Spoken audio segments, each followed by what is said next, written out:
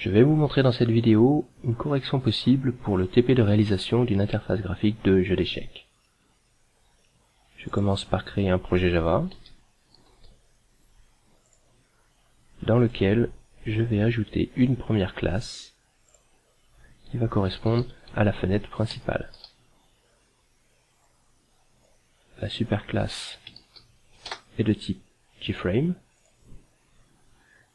et je vais recopier à l'intérieur de cette classe le code vu en cours. Alors, il existe trois types qui ne sont pas reconnus pour le moment par Java, il va falloir les importer. Un moyen de les emporter tous les trois d'un coup est d'utiliser le raccourci clavier CTRL majuscule O.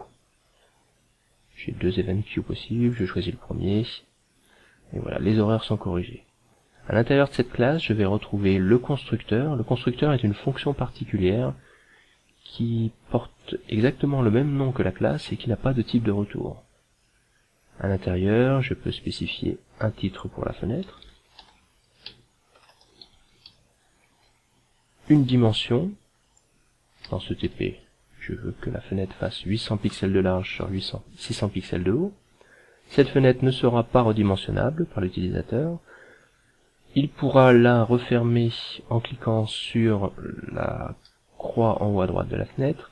Et enfin, les éléments graphiques sont positionnés de manière absolue, c'est-à-dire que pour chacun des éléments graphiques, il faudra donner les coordonnées x, y, la largeur et la hauteur. Enfin, cette classe est démarrée d'une manière un peu particulière avec un code dont je ne rentrerai pas dans les détails ici.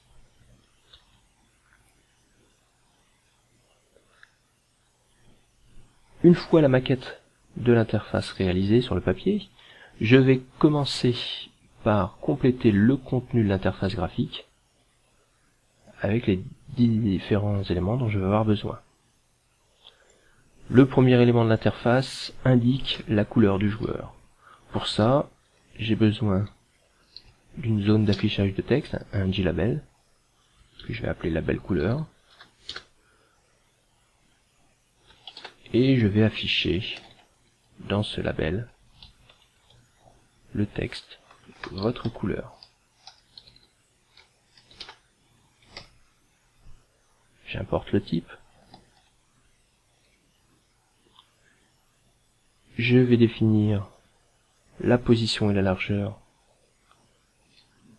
de cet élément. Donc ici, il commence à la coordonnée x qui vaut 500, y vaut 50 pixels, une largeur de 200 pixels pour une hauteur de 25 pixels. Je vais modifier sa taille de police en choisissant une fonte sans sérif de type CRA avec une hauteur de 18 pixels. Et j'ajoute ce label dans la fenêtre. Je peux exécuter dès à présent le programme. J'obtiens ici une fenêtre de 800 pixels par 600 pixels avec un titre, le label votre couleur et la possibilité de le fermer avec la croix. À côté de ce label de couleur, je vais spécifier la couleur de l'utilisateur. Donc, cette interface ici ne sera pas interactive, donc on va se contenter d'afficher un autre label qui indiquera tout le temps la couleur noire. Je le positionne sur la même coordonnée Y mais avec une abscisse un peu plus grande. Je lui spécifie une police un peu plus petite et je l'ajoute dans l'interface.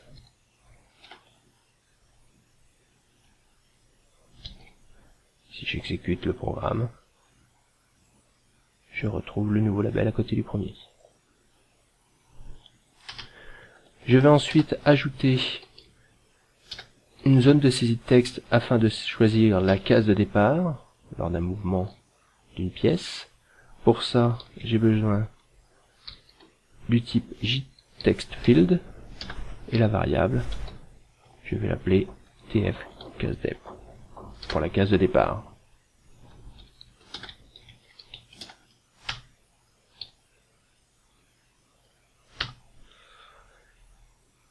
Pour cette case de départ, je vais choisir une police de taille 12, la positionner en dessous des deux labels précédents,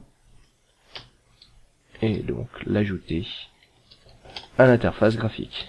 Si j'exécute ce programme, je retrouve la première zone de saisie de texte. Juste après, je vais placer le bouton de soumission du déplacement de type JButton. Je vais appeler cette variable bouton déplacement et créer ce bouton. J'importe le type. Je définis la police de ce bouton. Ici, elle fera 10 pixels de haut. Le texte du bouton. Le bouton affichera le texte vert. Puis je positionne ce bouton dans l'interface avec les coordonnées que j'avais trouvées dans ma maquette. J'ajoute finalement le bouton dans l'interface. Pour la case d'arrivée du déplacement, je réutilise à peu près les mêmes instructions que pour la case de départ, c'est-à-dire un JTextField que je vais appeler TF case d'arrivée,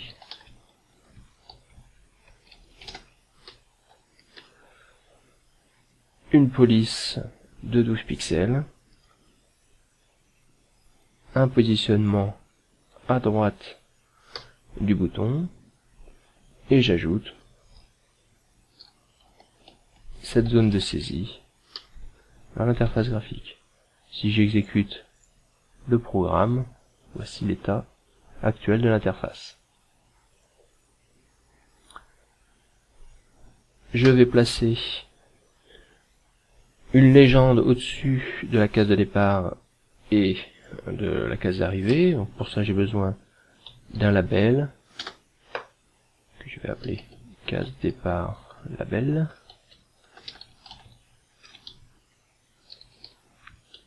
Qui indiquera qu'il s'agit ici de la case d'origine. Je choisis une police de taille 10 italique.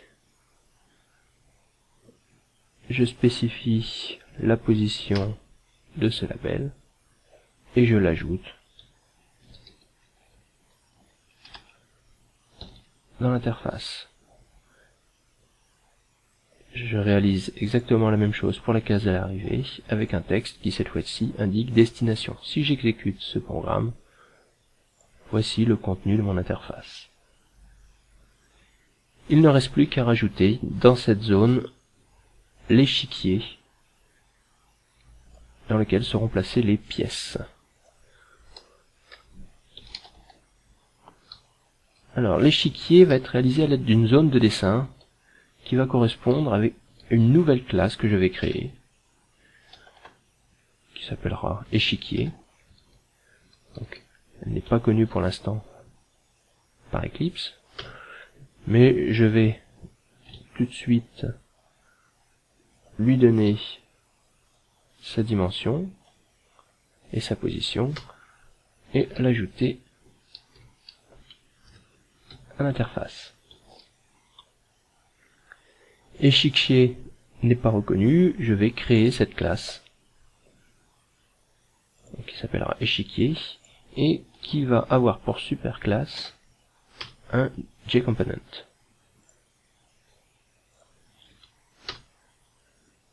À l'intérieur de cette classe, je recopie le code donné dans le cours, à savoir, il faut apporter un type non reconnu, un constructeur, pour l'instant vide, et une fonction qui va permettre de placer les instructions de dessin. On voit cette fois qu'il n'y a plus d'erreur dans la classe de la fenêtre principale.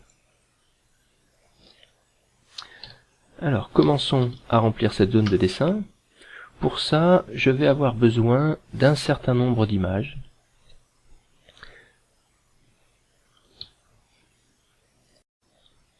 Ces images, je les ai récupérées préalablement sur Internet, sur Wikipédia, et je les ai placées dans un répertoire qui se trouve sous le répertoire source. Il n'apparaît pas ici, je vais simplement actualiser l'affichage, et voilà, on voit apparaître le répertoire images, dans laquelle j'ai une image PNG pour chaque type de pièce sur l'échiquier, le cavalier blanc, le cavalier noir, et ainsi de suite, les pions. Ces images ont pour particularité d'avoir un fond transparent, ce qui permettra de les placer dans l'interface sans masquer les éléments graphiques qui se trouvent derrière. Pour charger ces images, je vais avoir besoin de variables de type ImageIcon et un nom de variable pour chacune des images. Je vais commencer ici par la tour blanche. Je vais charger cette image à l'aide de l'instruction newImageIcon et spécifier l'endroit où se trouve le fichier. Lorsque le fichier se retrouve directement dans le projet, je peux utiliser une instruction de ce type getClass.getResource et ici le répertoire dans lequel il se trouve sous src et le nom du fichier. Il me reste à importer le type ImageIcon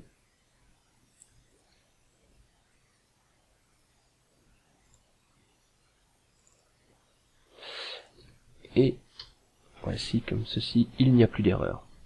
Une dernière modification concernant ces images, je vais avoir besoin de les réutiliser dans la fonction paintComponent.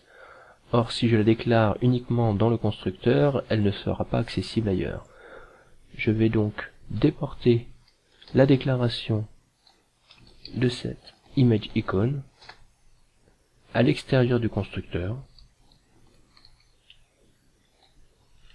ce qui me permettra, j'enlève la déclaration ici, ce qui permettra maintenant de pouvoir utiliser cette variable n'importe où dans cette classe. Ceci concernait uniquement la tour blanche, je vais refaire ça pour tous les autres images de pièces dans cet échiquier. Je place ici la déclaration et je vais récupérer les images à l'aide de ces instructions. Voilà, donc lors de la création de l'échiquier, toutes ces images seront chargées dans les variables correspondantes. Passons aux instructions de dessin dans cette zone. Je vais commencer par dessiner les cases de l'échiquier,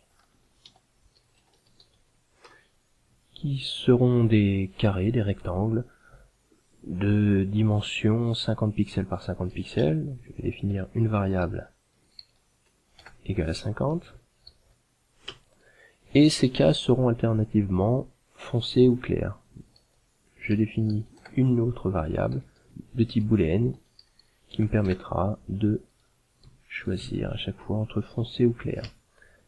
Plutôt que de placer 64 instructions pour chacune des 64 cases, je vais utiliser une double boucle qui vont me permettre de parcourir les lignes et les colonnes de cet échiquier. Donc, la boucle externe permettra de parcourir les lignes avec l'indice I, et la boucle interne permettra de parcourir les colonnes avec l'indice J. À chaque tour de boucle, si la variable isWhite est vraie, je dessinerai à l'aide de la couleur blanche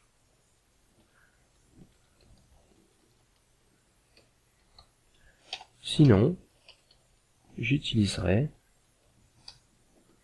la couleur gris clair. Je vais maintenant placer l'instruction de dessin du rectangle. C'est un rectangle 2D avec des coordonnées à virgule. La coordonnée X va correspondre au numéro de la colonne par la dimension. La coordonnée Y va correspondre au niveau de la ligne multipliée par la dimension.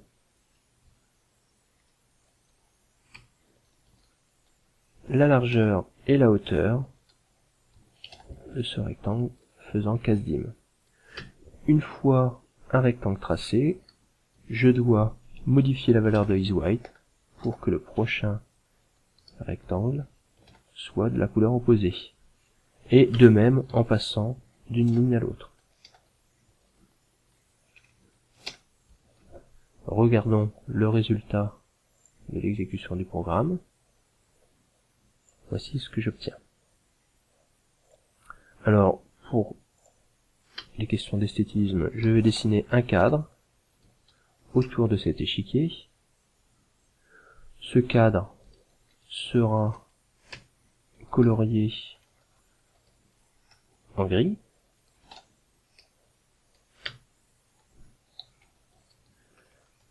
Je vais lui donner aussi une largeur de 2 pixels.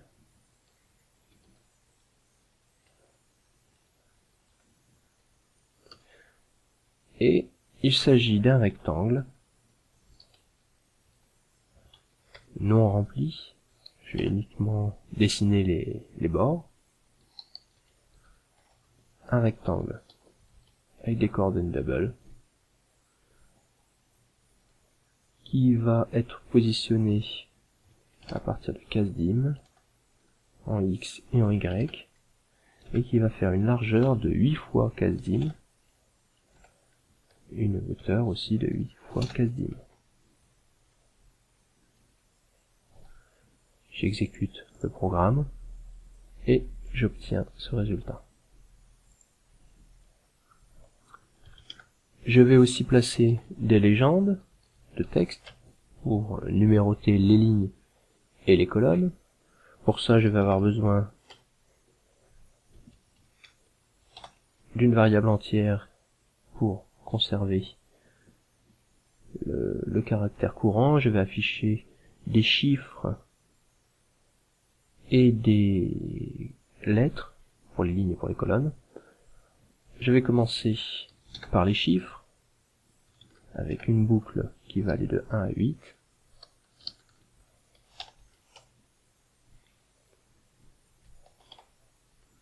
Je vais récupérer les chiffres qui vont aller de 1 jusqu'à 8 à l'aide de cette instruction. Donc C va contenir I plus 1 plus le code ASCII de 0. Et je récupère ainsi le code ASCII du chiffre courant. J'affiche ce chiffre à l'aide de l'instruction drawString. Et pour ça, je vais convertir C en un caractère et le placer dans une chaîne, l'ajouter au bout d'une chaîne vide. Voilà, donc ça va donc devenir une chaîne. Pour le positionner, dans ma maquette, j'ai prévu les coordonnées suivantes. Si j'exécute le programme, on s'aperçoit maintenant que toutes les lignes sont numérotées de 1 à 8. Je vais faire une instruction à peu près équivalente pour numéroter les colonnes, mais cette fois-ci, C va correspondre au code ASCII de lettres majuscules, allant de A jusqu'à la 8e lettre de l'alphabet, et je le place dans l'interface à l'aide de l'instruction drawString. Une fois exécuté, j'obtiens ce résultat. Il me reste à placer les pièces à l'intérieur de cet échiquier. Alors la solution que j'ai choisi d'utiliser, c'est de définir un tableau de chaîne de caractères de 2 dimensions, et chaque cellule de ce tableau va m'indiquer ce qui se trouve à l'intérieur de chaque cellule. Alors je vais le remplir de cette manière-là. Pièce va avoir 64 éléments.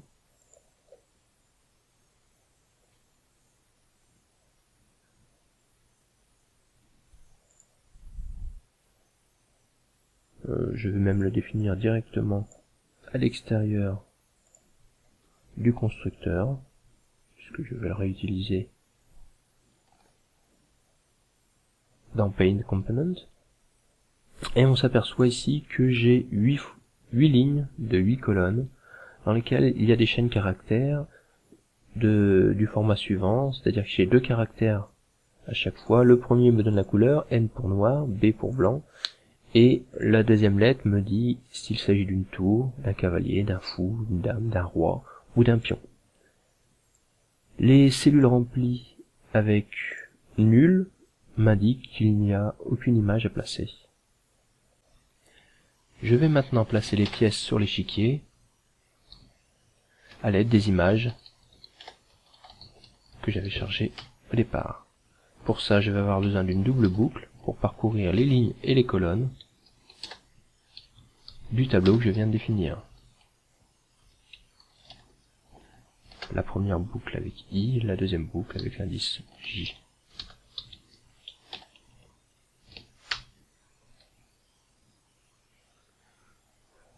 Je vais avoir besoin de vérifier dans un premier temps si l'élément de ce tableau n'est pas nul, puisque s'il est nul, je n'aurai rien à dessiner, aucune image à placer. Donc si pièce de IJ est différent de nul, je vais pouvoir commencer à regarder la chaîne de caractères qui se trouve dans la cellule.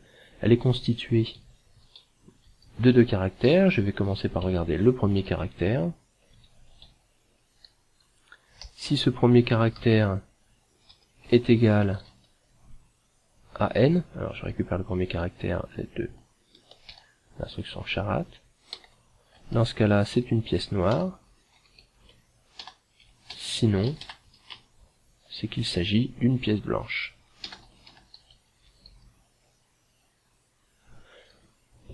Pour les pièces noires, je regarde maintenant le deuxième caractère.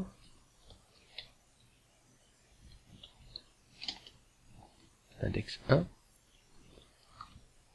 S'il est égal à t, je sais qu'il s'agit d'une tour. Dans ce cas, je vais récupérer l'image de la tour. Je vais donc définir une nouvelle variable de type ImageIcon, qui est nulle au départ, mais qui dans ce cas va correspondre à l'image de la tour noire. Si cette deuxième lettre n'était pas un T, mais un C, je vais avoir à récupérer le cavalier. Même type d'instruction, si c'est égal à C, image est égal à cavalier. Et je fais la même chose maintenant pour le fou, la dame, le roi ou le pion.